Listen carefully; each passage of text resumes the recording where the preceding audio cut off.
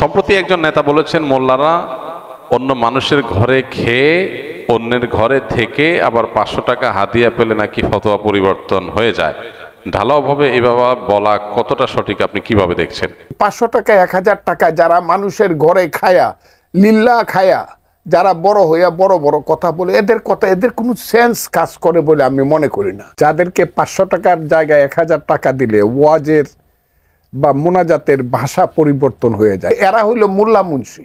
মোল্লাতন্ত্র কিন্তু ইসলাম নয়। কাজে এই বাংলাদেশে মোল্লাতন্ত্র হয়েছে আর ধর্মের নামে ব্যবসা শুরু হয়েছে।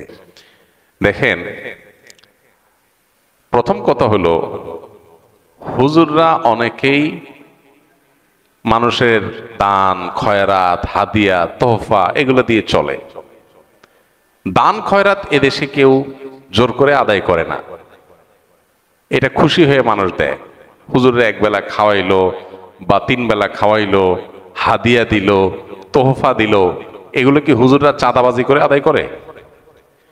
কিন্তু যেসব নেতারা এই কথাগুলো বলে ওনারা তো মানুষের কাছ থেকে চাঁদাবাজি করে টাকা নেয়।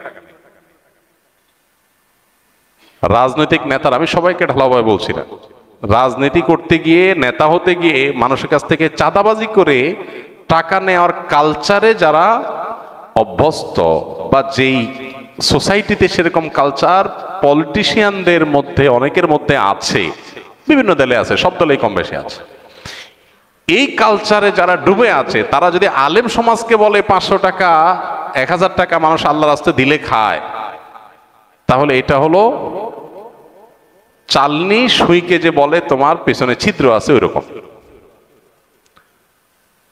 একটা হলো মানুষ খুশি হয়ে দিচ্ছে, আরেকটা হলো আপনি জবরদস্তি আদায় করতেছেন।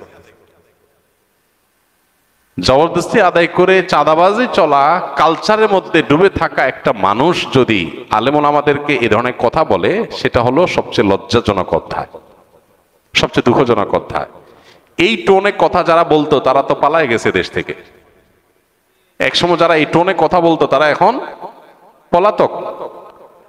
যেই মৌলভী সাহেবদেরকে নিয়ে কথাগুলো বলতো এরা কিন্তু দেশেই আছে। যে হুজুরদেরকে খোঁচাখুচি করতো ওই হুজুররা সব আর খোঁচান্নারা পালায় চলে গেছে। আল্লাহ তাআলা এখান থেকে আমাদেরকে শেখার তৌফিক দান করুন। অনেকে আছেন মাইক পেয়ে গেলে মাত্রা জ্ঞান থাকে। আচ্ছা নেতা সাহেব, আপনার জানাজা পড়াবো কোন মৌলবী? একটাবারও চিন্তা করছেন? আপনি কি মরবেন না? কি মনে হয়? আপনি আলেম সমাজের বিরুদ্ধে কথা বলেন, কই পাইছেন এটা?